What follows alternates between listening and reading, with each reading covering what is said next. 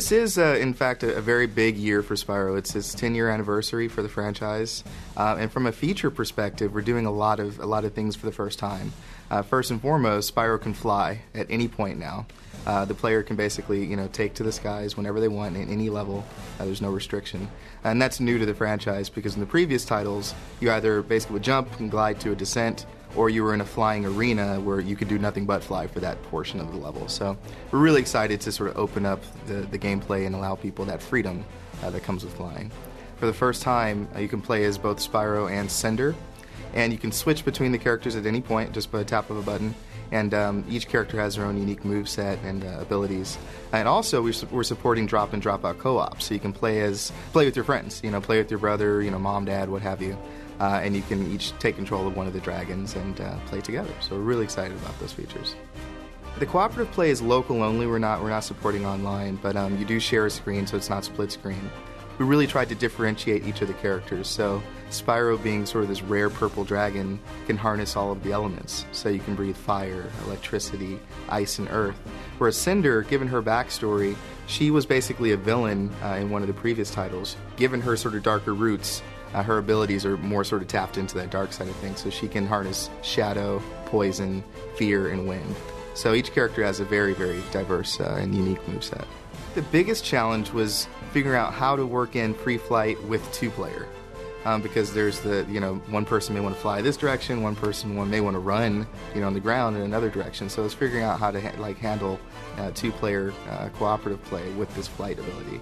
And the solution that we have in place, there's more or less like a tether between the two characters that keeps them more or less together within the same space. Because it's a sort of like a bungee, it has an elasticity to it so that, the moment you start to sort of test it, or the tension of that sort of bond between the two characters, you know that you need to start coming back towards one another. And it's very gentle the way it sort of like keeps you together on screen. So it works really well.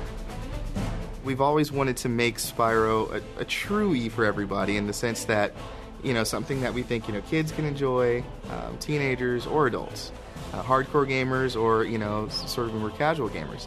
Our combat system, for instance, your more experienced player might pull off 30, 40 hit combos, and they're going to be rewarded for that by getting, more experience gems and what have you. So there's definitely a layered sort of approach to how we've looked at things. Well, this is part 3 of a trilogy, so really the last 2 titles have sort of led up to everything that's happening in this game.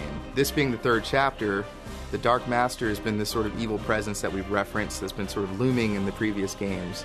He's now been resurrected and he's sort of been set free upon the world, so he's sort of thrusting the world into darkness. And Spyro and Cynder, at the end of the Eternal Night, the last game, they were in the middle of this mountain that was more or less collapsing on top of them. So Spyro, to save their lives, cocooned them in this sort of like this magical sort of gem. And a couple of years have passed, and they're now basically freed from this gem. They see that the world has been thrust into darkness. We're bringing back Elijah Wood as the voice of Spyro. Gary Oldman has also come back as the voice of Ignitus, who's like a fire dragon, like an elder dragon. We have Wayne Brady voicing Sparks. He's a funny man, and it was great just bringing him into the studio. For Cynder, we have Christina Ricci as the voice of Cynder, so we're really excited about her role this time. And then we have Mark Hamill as the voice of the Dark Master. So again, just all-star cast. And then don't want to forget, Blair Underwood is also the voice of Hunter, who's like this cheetah warrior. So all-star cast. It really feels like you're playing through a Pixar or Disney film. The Legend of Spyro Dawn of the Dragon will be released on PlayStation 3, Xbox 360, Nintendo Wii, PlayStation 2, and a DS. And it'll be out this October.